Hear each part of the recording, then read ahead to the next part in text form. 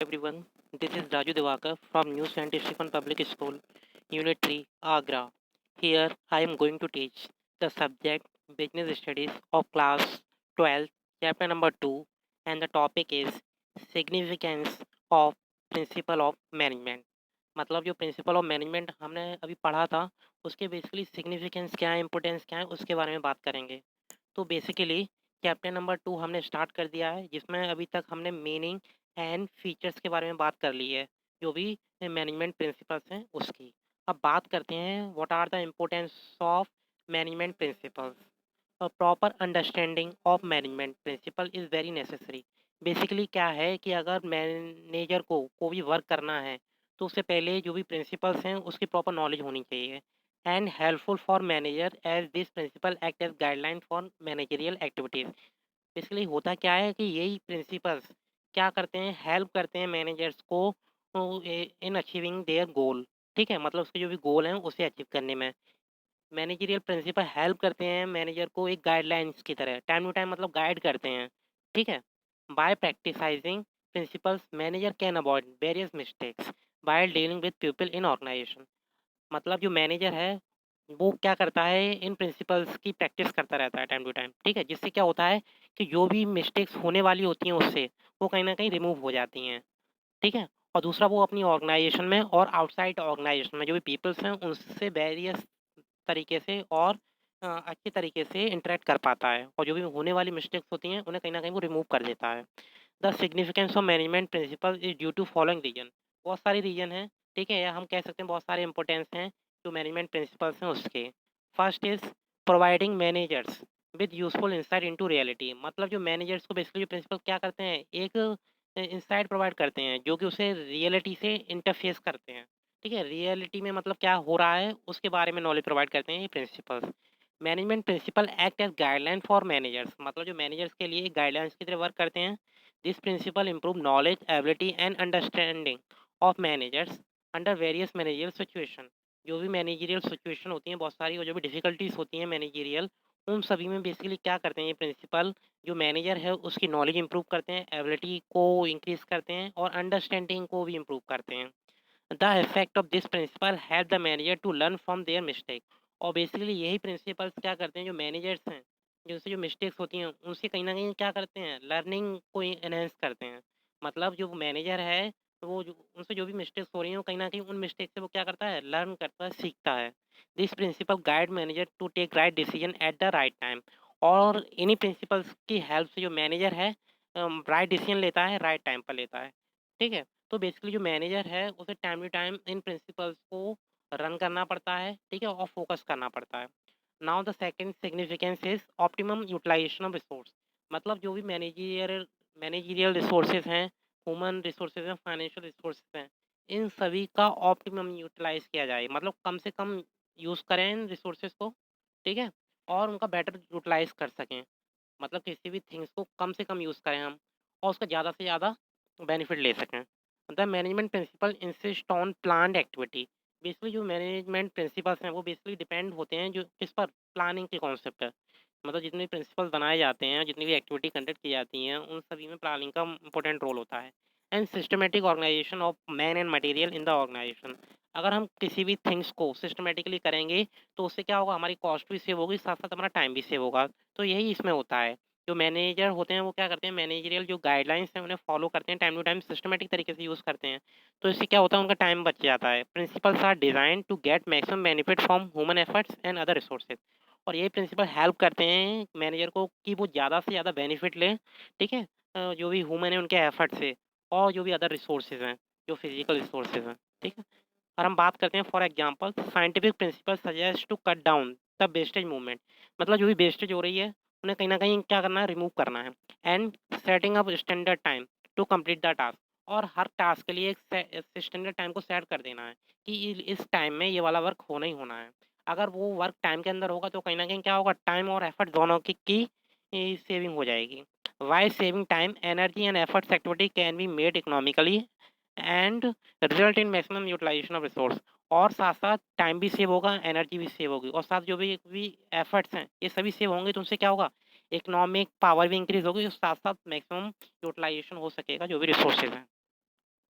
Now the third importance is scientific decisions. Manager have to take number of decision every day. जो managers होते हैं उन्हें अपनी organisation में प्रतिदिन कुछ ना कुछ डिसीजन लेने पड़ते हैं. The manager or the management principle enable the manager to approach various problems systematically and scientifically. और जो मैनेजमेंट के जो प्रिंसिपल्स होते हैं वो गाइड करते हैं कि जो मैनेजर है वो क्या करे, जो भी प्रॉब्लम्स हैं उन्हें सिस्टमेटिक और साइंटिफिक की तरीके से, मतलब सिस्टमेटिक तरीके से और साइंस के थ्रू, मतलब साइंटिफिक तरीके से उन्हें सॉल्व कर सके. For example Taylor's principle always insist on replacement of rule of thumb by scientific approach.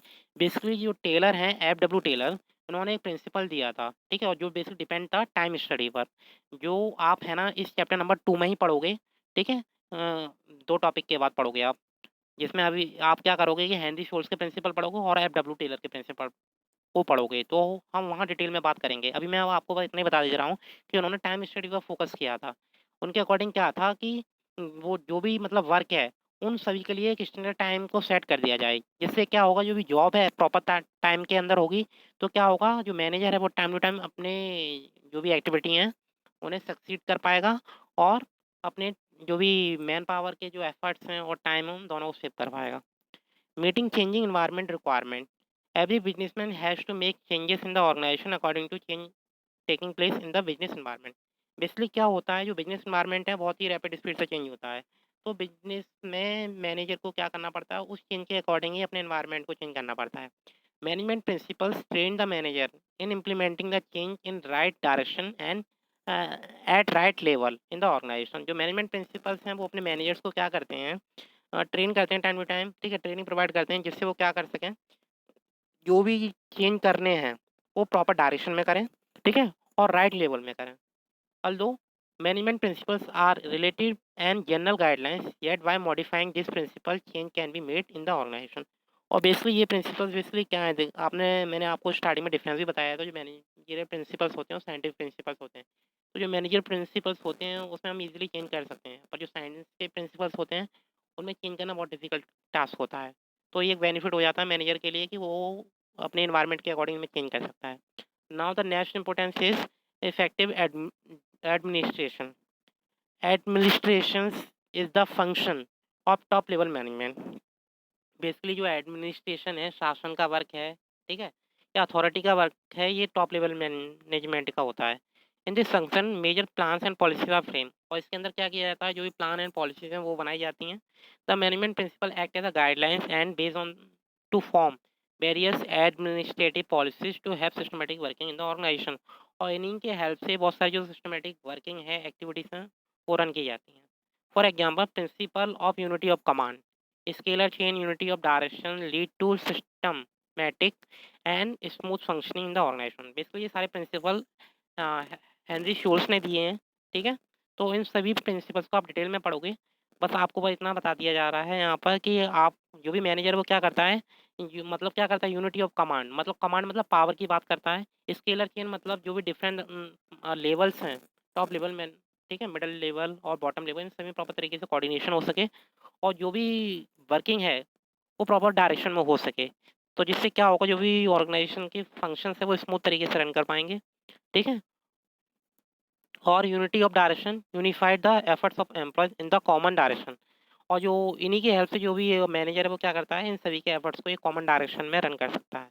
So all this principle definitely bring effectiveness and efficient administrative function. तो मतलब जो एडमिनिस्ट्रेटिव फंक्शन है उन्हें इफेक्टिव तरीके से और एफिशिएंट तरीके से इम्प्लीमेंट कर सकता है मैनेजर अपनी ऑर्गेनाइजेशन में. Now the next importance is fulfilling social responsibility. Basically ये सोशल रेस्पॉन्सिबिलिटी भी एक सबसे इम्पोर्टेंट एस्पेक्ट है. आप business is creation of society and make use of resources of society. मतलब बिजनेसमैन क्या करता है, क्या करता है, सोसाइटी के लिए वर्क करता है. ठीक है, और उन्हीं के रिसोर्सेज को यूज़ करता है. So it must do something for society also भी परफॉर्मिंग सम सोशल रेस्पॉन्सिबिलिटी. तो मैनेजर के लिए एक रिस्पॉन्सिबिलिटी ये है कि वो मैनेजर क्या करे कि जो सोसाइटी है उनके लिए भी वर्क करे.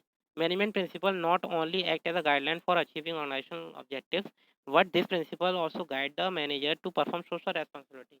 मतलब जो मैनेजमेंट के प्रिंसिपल्स हैं वो मैनेजर को ओनली ये गाइड नहीं करती कि वो अपनी ऑर्गेनाइजेशन को इम्पोर्टेंस दे, वो गाइड ये भी करती हैं कि ऑर्गेनाइजेशन के साथ साथ वो अपने जो सोसाइटी है उसे भी इम्पोर्टेंस दे। For example the principle of fair remuneration instead of adequate salary to employ and take care of interest of employ. मतलब टाइम टू टाइम जो भी एम्प्लॉय और बकाया है उन्हें वेजेस और सैलरी दी जाए, जिससे क्या होगा, उनका कहीं ना कहीं इंटरेस्ट बढ़ेगा जो भी ऑर्गेनाइजेशन का वर्क है उसके प्रति।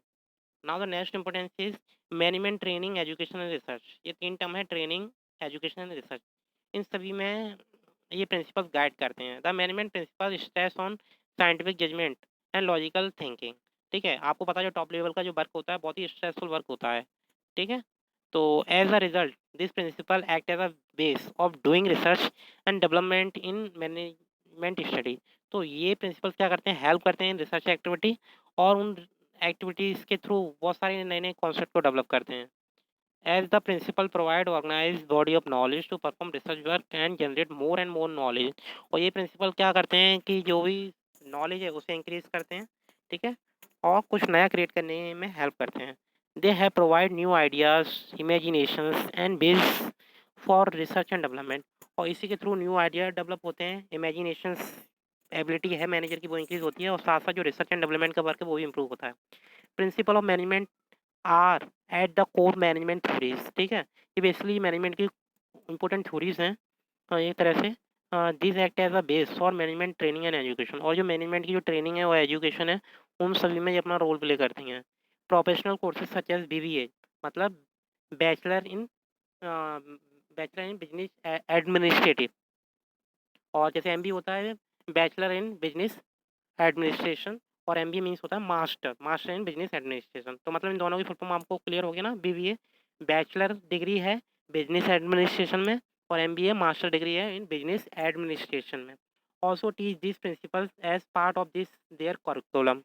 करिकुलम मतलब क्या है, जो भी आप सिलेबस पढ़ते हो उसी से मतलब है। तो बेसिकली ये क्या किया गया है, जो भी प्रोफेशनल कोर्सेज हैं बीबीए और एमबीए उन सभी में ये वाले कोर्सेज को इम्पोर्टेंट किया गया है कि हर मतलब इंडिविजुअल्स को इन्हें पढ़ना जरूरी है। All the management institutions take aptitude test and this test are based on the management principles only. और बहुत सारे जो मैनेजमेंट के इंस्टीट्यूशंस हैं या अदर इंस्टीट्यूशंस हैं वो क्या करते हैं, time to time aptitude test लेते हैं और वेरियस टाइप्स ऑफ टेस्ट लेते हैं, जैसे पर्सनालिटी टेस्ट हुए या अदर टेस्ट हुए। तो इन सभी टेस्ट को लेने में, ठीक है, और कंडक्ट कराने में ये मैनेजमेंट के जो प्रिंसिपल्स हैं वो गाइडलाइंस प्रोवाइड करते हैं। तो आप सभी ने मैनेजमेंट के सिग्निफिकेंस को अच्छे से पढ़ लिया। ठीक है, I hope all of you understand this topic. If you have any query you can ask to me. Thank you.